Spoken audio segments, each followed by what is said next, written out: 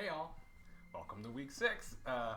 Hopefully everybody's doing okay at this point. We're halfway through the term, pretty much, right? I mean, it's a 10-week term. We get 1 week for finals week. So congratulations on making it halfway. Turned in one assignment. You turned in lots of smaller discussion board posts and things that are worth smaller amounts of points. And this week we're focusing much more on our second major assignment, the arguing sustainability assignment. So I'm grading your locating sustainability essays. As you watch this, presumably either I'm about done or done, and you'll get them back within week 6. So one thing I really like to make sure is I get things back to you, at least for the major assignments, before the next major assignment is due. So that you have a sense of, okay, I did well on this, I need to keep doing these same things. Or I didn't do so well on this, I need to do some different things. So, and you can always email me for clarification. I try to provide that rubric sheet that I give you that's also listed on the assignment, and I fill out the rubric. It's not like a points-based rubric in that like you get certain points for certain things. I think that actually disadvantages students in some different ways. So I just sort of let you know on these different features of this assignment what you did well on and what you didn't do so well on, and then I make some larger comments toward the end, and then we look forward to the next paper.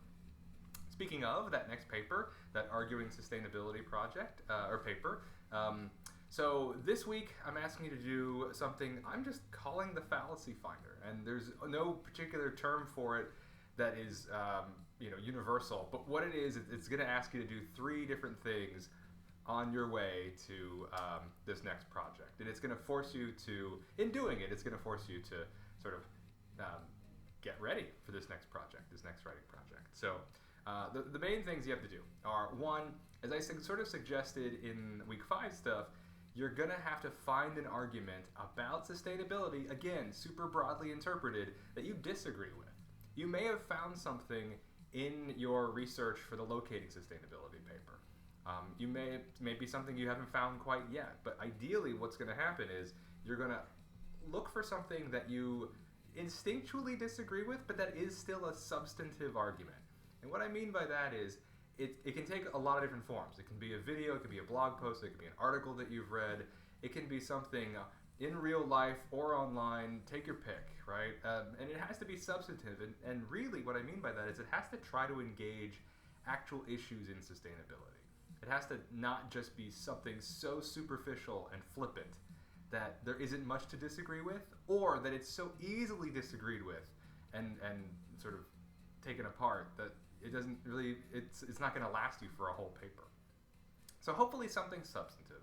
And we're going to disagree with it in 2 ways, and that fallacy finder is going to ask you to do things. So the first thing it's going to ask you to do is find that article you disagree with and do a brief summary of what its claims are, right?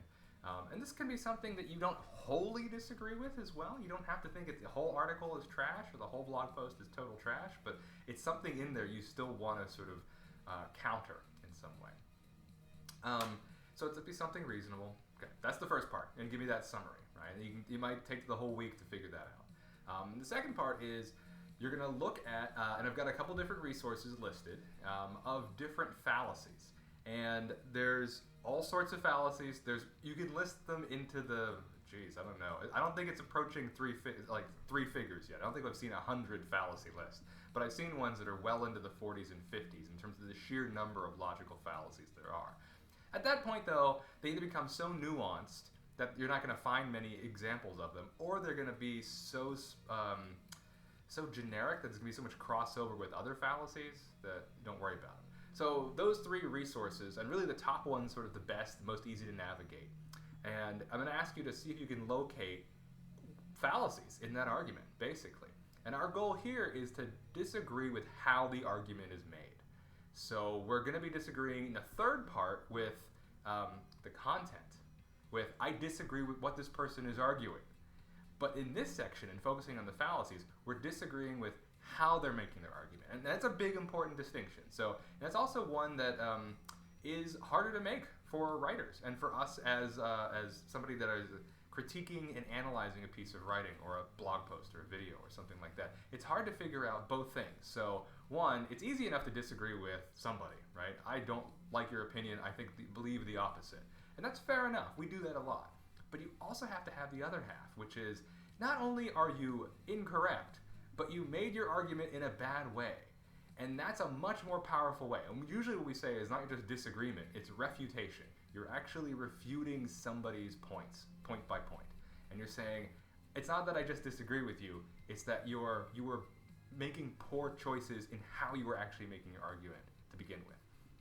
Super powerful, really nice way to sort of disagree and refute people's points. So I'm going to ask you to look at those fallacies, and then see if you can find at least 3 instances of those fallacies in that argument, and give me a little bit like context for that. Like, I see a naturalistic fallacy happening, I see a slippery slope fallacy happening, and here's how it's happening in this argument. Because ultimately what this paper is going to ask you to do is identify those fallacies and explain them. Right? So that's a big portion of it.